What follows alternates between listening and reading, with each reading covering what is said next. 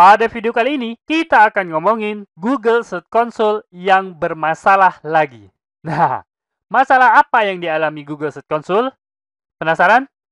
Yuk, simak video ini sampai selesai.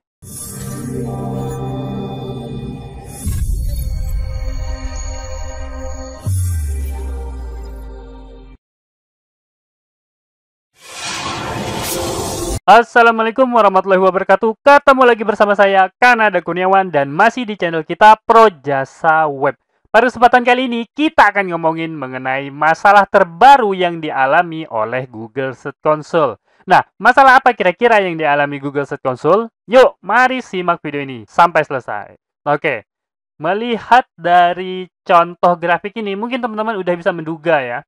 Nah, ini merupakan grafik kunjungan dari salah satu website ya.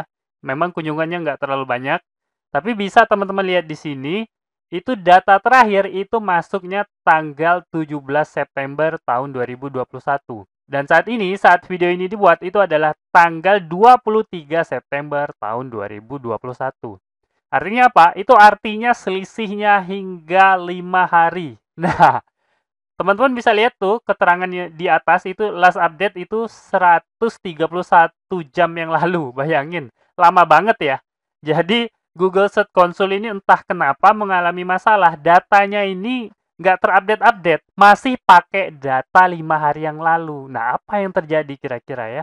Memang membingungkan dan bahkan bagi sebagian orang ini bisa jadi malapetaka loh. Ketika sedang uji coba SEO misalnya, terjadi data hilang seperti ini, atau bukan data hilang ya, data terlambat seperti ini. Nah, ini bisa bikin kacau banget.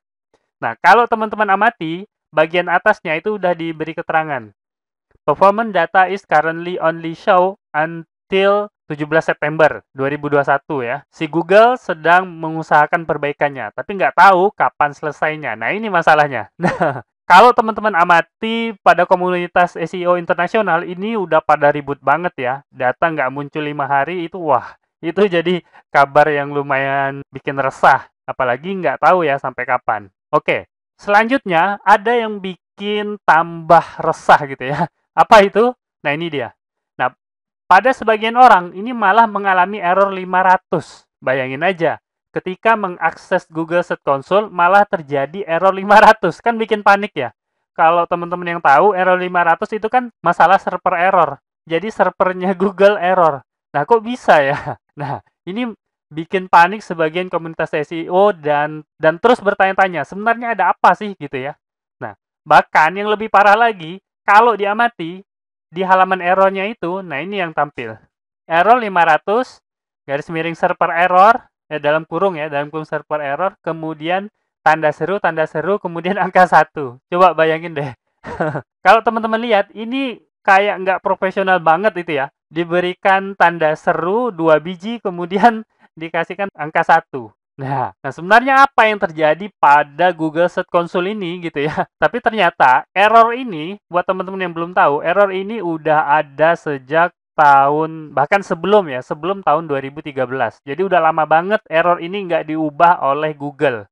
Jadi dibiarin aja. Nggak tahu apa ini lelucon atau apa gitu ya. Tapi yang jelas halaman error Google itu memang ada dengan title seperti ini. Dikasih tanda seru 2 biji, kemudian angka 1.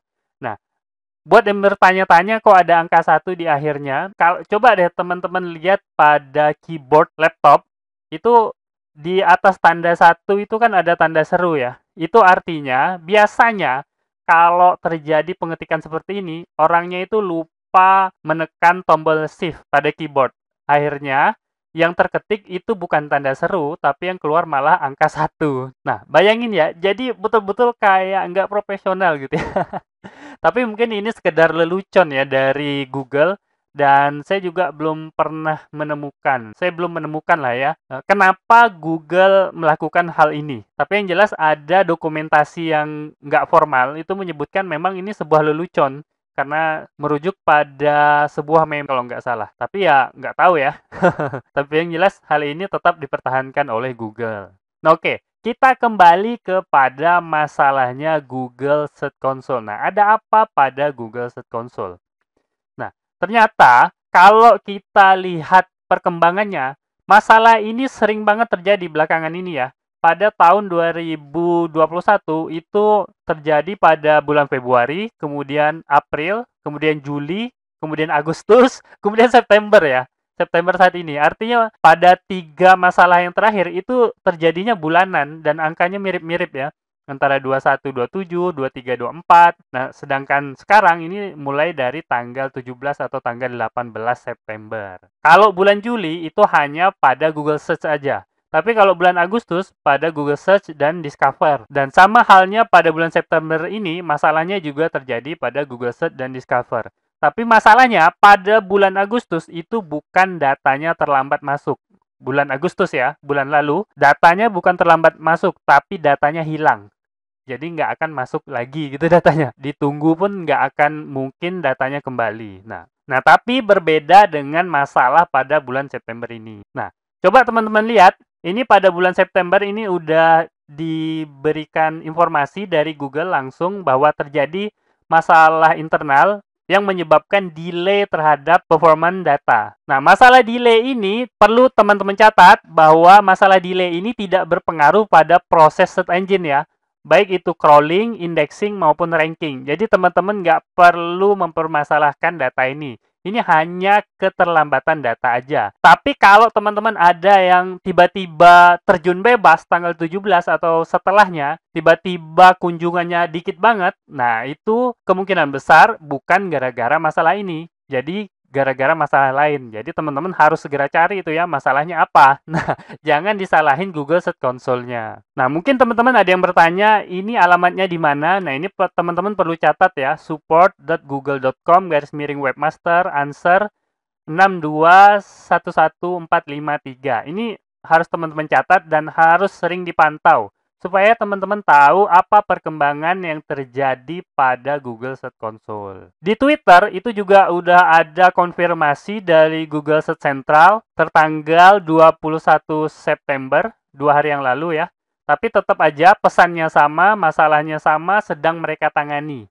Ini berkali-kali disebutkan sampai 14 jam yang lalu ya. Dan komentarnya udah banyak banget, teman-teman silakan cari juga. Di situ mereka ada menyebutkan banyak hal lah ya. Yang jelas pada ribut komunitas-komunitas SEO yang ada di seluruh dunia. Nah, itu kejadiannya.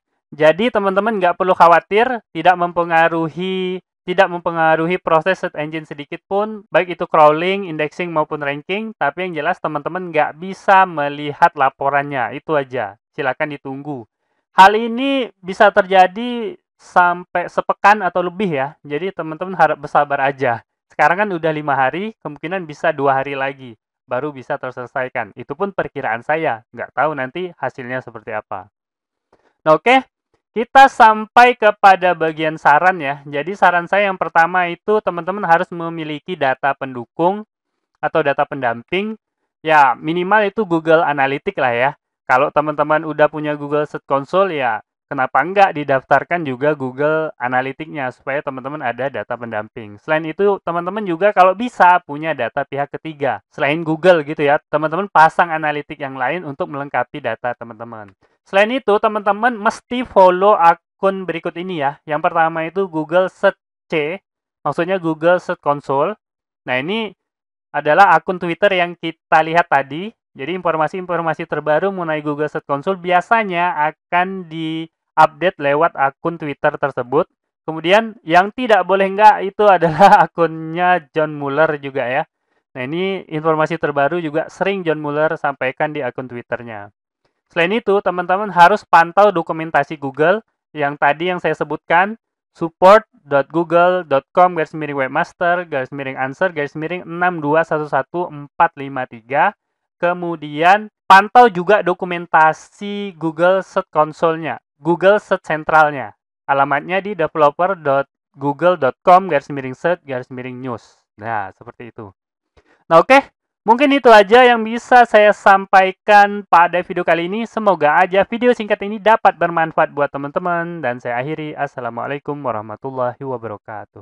Oke. Oke, seperti biasa, jika ada yang salah dari apa yang saya sampaikan, tolong teman-teman ingatin ya. Jangan sampai nggak diingatin, supaya saya dapat melakukan perbaikan pada channel ini dan pada diri saya sendiri. Dan jika ada pendapat yang berbeda, teman-teman bisa masukin ke kolom komentar, supaya kita bisa berdiskusi. Jika ada masukan, teman-teman jangan sungkan untuk menyampaikannya, karena saya sangat terbuka dengan segala macam masukan. Dan jika teman-teman memiliki usulan pembahasan, cantumkan juga di kolom komentar, supaya semua usulan teman-teman dapat saya wujudkan dalam bentuk video. Buat yang belum tahu, video ini adalah bagian dari program Akademi Projasa Web, tempat di mana teman-teman bisa belajar digital marketing secara gratis. Caranya mudah, cukup kunjungi projasaweb.com/akademi. Ada ratusan artikel dan video yang dapat teman-teman pelajari.